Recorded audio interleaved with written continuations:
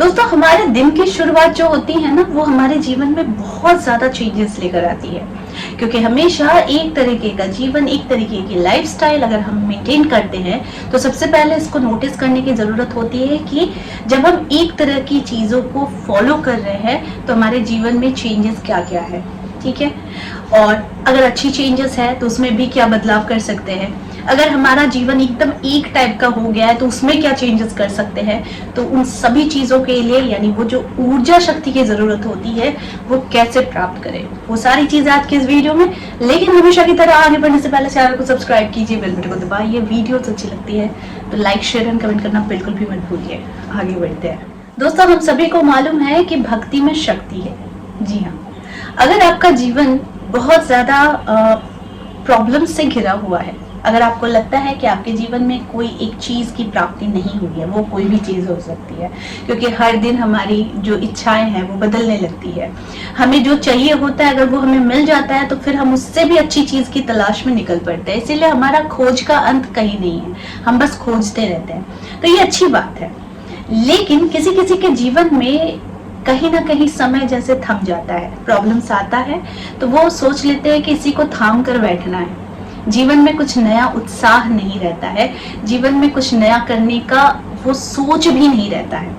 अगर आपके साथ भी ऐसा होता है कि आप में आलसता भर चुकी है, अगर आपको लगता है कि आपके जीवन में कुछ नया करने का उम्मीद खत्म हो चुका है, या फिर आपके लाइफ में सिर्फ प्रॉब्लम्स ही प्रॉब्लम्स है, तो ये जो वीडियो मैं बना रही हूँ, ये सिर्फ और सिर्फ आपको एक उपाय तो दे ही रही हूँ, साथ में आपको जीवन जीने के लिए एक नई ऊर्जा भी प्रदान कर रही हूँ। याद रखिएगा, भगवान के द्वार में सब कुछ है। आपका ये जीवन, आपका सब कुछ, सारी चीजें ईश्वर के चरणों में ही है। ठीक है, वो सुख हो, शांति हो, आपकी ऊर्जा हो, आपका जीवन हो, कुछ भी हो, सारी ईश्वर के चरणों में है। ठीक है, तो बहुत सारे लोग होते हैं कि बहुत जो बड़े बड़े विद्वान होते हैं, जो बड़े बड़े शास्त्रों के ज्ञाता होते हैं, मैं उनके साथ तो तुलना नहीं करती, लेकिन जहां तक मेरे जीवन में मैं जहां तक सीखती हूँ या फिर जानती हूँ और जिससे मुझे परिवर्तन महसूस होता है, वो परिवर्तन मैं आप लोगों तक लेकर आती हूँ।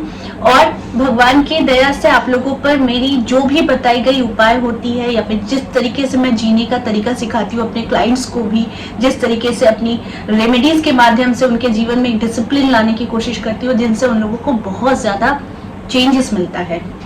तो आप लोग भी मेरे सब्सक्राइबर्स हैं, तो आप लोगों को आज ये उपाय मैं बता रही हूँ, इसे करके देखिए और अपने जीवन को नई रोशनी दीजिए।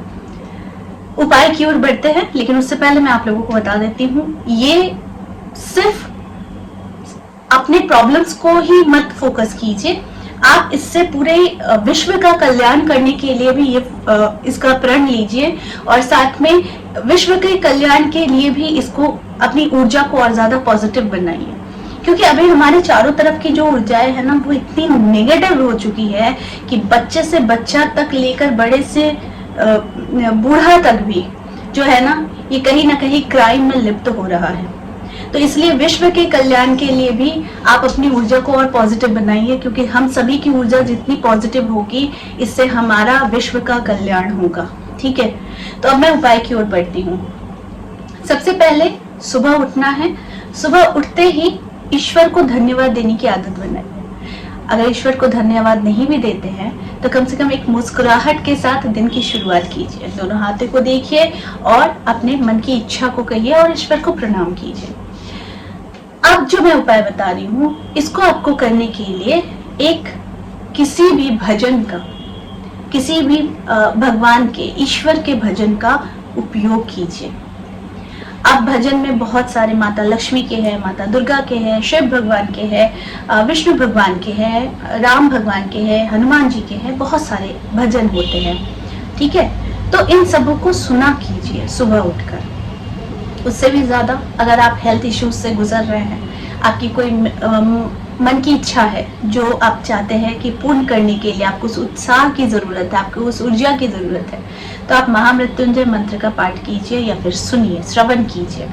घर में हमारी वाइब्रेशन जो होती है ना, उसको भी बहुत ज्यादा पॉजिटिव बनाने के लिए, एनर्जाइज्ड करने के लिए, वास्तु दोष को मिटाने के लिए भगवान के भजन, भगवान के जो स्तोत्र होते हैं, ये अगर घर पर चलते रहे, एकदम अर्ली मॉर्निंग से शुरू हो, कम से कम आधे घंटे के लिए, 1 घंटे के लिए, तो आपके घर की ऊर्जा के साथ साथ आपके जीवन में भी परिवर्तन आता है।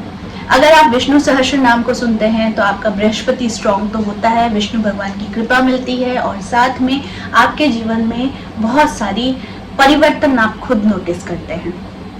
अगर आप माता लक्ष्मी के, माता दुर्गा के भजन सुनते हैं, या फिर खड्गमाला का स्तोत्र का पाठ करते हैं या फिर सुनते हैं, तो आपके जीवन में परेशानियां दूर होती है, कॉन्फिडेंस जागता है। अगर आप इन सारी चीजों को भी नहीं सुनते हैं तो भी अगर आप सिर्फ राम नाम का भजन सुनते हैं तो भी आपको बहुत फायदा होता है।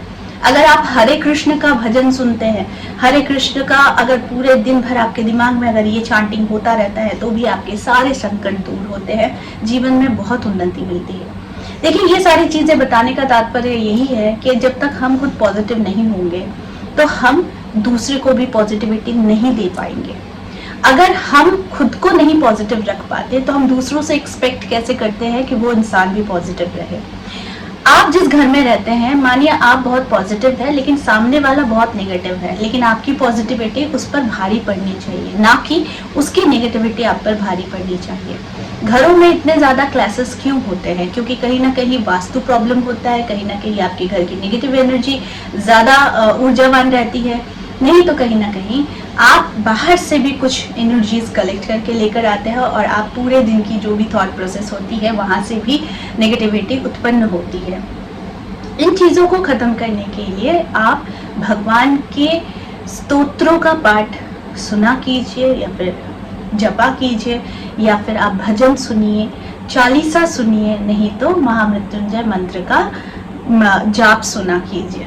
ठीक है, अगर ये सारी चीजें आप करते हैं, आपके जीवन में बहुत सारी पॉजिटिविटी आप खुद लेकर आते हैं और अपनी समस्याओं से आप निजात पाते हैं। इसके लिए बहुत जरूरी है इन सारी चीजों को फॉलो करना। जब ये आप 7 दिन तक रेगुलर, अगर सो के उठने के बाद आप किसी भी मंत्रों का जाप करते हैं, या फिर सो के उठने के बाद भजन सुनते हैं, या सोकर उठने के बाद जैसे ही आप ये 7 डेज तक इन सारी चीजों को फॉलो करते हैं, यानी ईश्वर के साथ आप इन जुड़ाव कम से कम आधे से 1 घंटे तक रखते हैं, तो आप देखेंगे आपके जीवन में परेशानियां कम हो रही है, आपको अंदर से एक आनंद महसूस हो रहा है, ऊर्जा ऐसी जागृत हो रही है जो आपको कार्य करने के लिए बाध्य कर रही है, नई सोच के लिए बाध्य कर रही है, और नई दिशा की ओर आपको आगे बढ़ने में सहायता कर रही है।